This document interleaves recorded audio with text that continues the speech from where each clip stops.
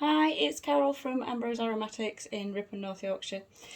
Today I'm just going to show you how to wick a silicone mould ready for pouring beeswax in to make a sunflower and bee beeswax candle. So, this is the mould. It's a split silicone mould. I've checked the pattern to make sure there's no debris left from any of the candles I've made before, and there isn't. I've partially wicked it because this can be a little bit tricky to do sometimes.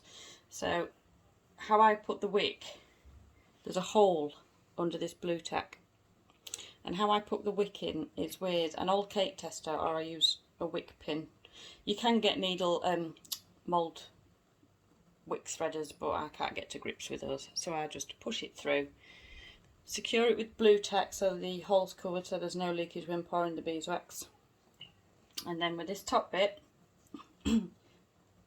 excuse me, is the wick goes through the middle spring of the peg.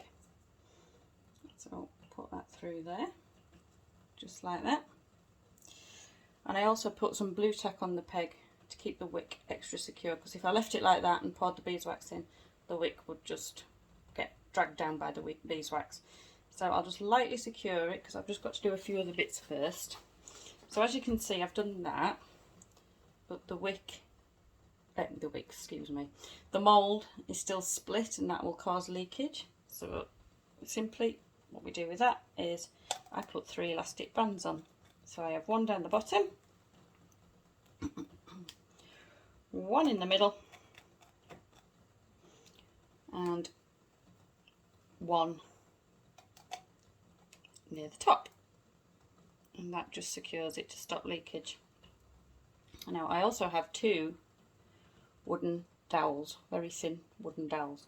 These go under the peg, and the reason they go under the peg is to stop the beeswax touching the peg. Now they can move around these while you're trying to centre everything. Stop the beeswax touching the peg so you get a nice smooth candle bottom. So I've just secured, just to put the pegs on top of the dowels. I can faff with them in a bit. What I'm going to do is centre the wick using the peg and then secure it more firmly onto the blue tack. So I'm just going to do that now.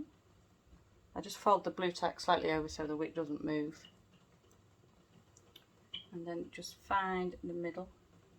I do it by eye, and I'm not usually far off. There. And then the 2 dowels are underneath, just to lift the peg up, and there we have it.